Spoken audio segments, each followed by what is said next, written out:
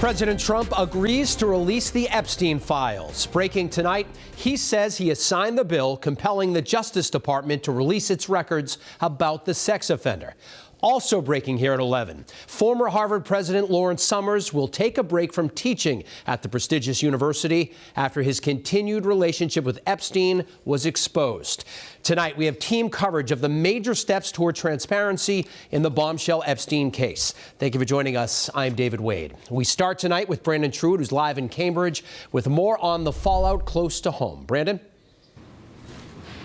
Well, David, calls had really been growing for Harvard to cut all ties with Larry Summers starting on Monday. But ultimately here, this case continued to gain traction, and students saying that his announcement of taking a leave of absence simply does not go far enough.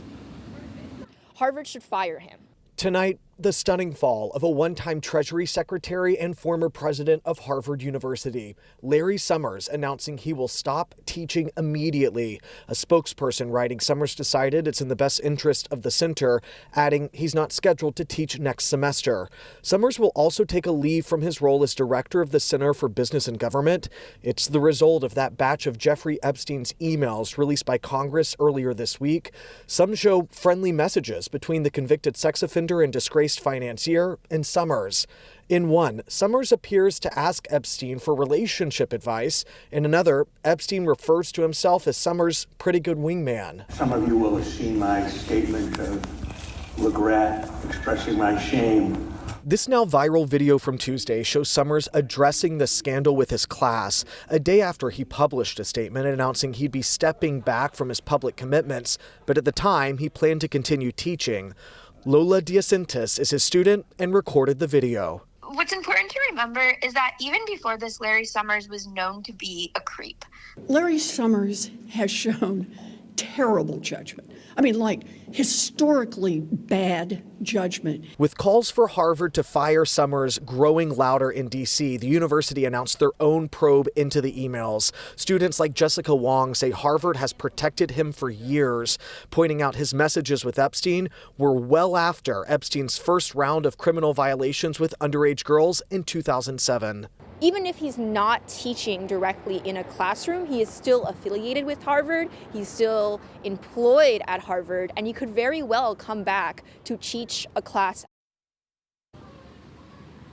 The students really credit that video for going viral, for applying enough pressure to see these changes through, but they still think the school should fire him altogether. Tonight, the university not telling me if their probe will remain open. Live in Cambridge, Brandon Trude, WBZ News. All right, Brandon, thank you. And we could soon learn more about Epstein's friendships and associates with the release of the Department of Justice files just approved by the president. Erica Brown explains what happens now. The bill to force the Justice Department to release all of its files related to convicted sex offender Jeffrey Epstein has been signed into law by President Trump. The measure passed the House Tuesday in a near-unanimous vote, with only one lawmaker voting against it. Then, with unanimous consent, it passed the Senate shortly after. On Capitol Hill, lawmakers praised the bipartisan effort to pass the measure after months of political pressure. You know, people get all the facts, which is what should happen. We should have total transparency here. We'll keep the pressure up, pressure on the DOJ to release the full, unredacted files.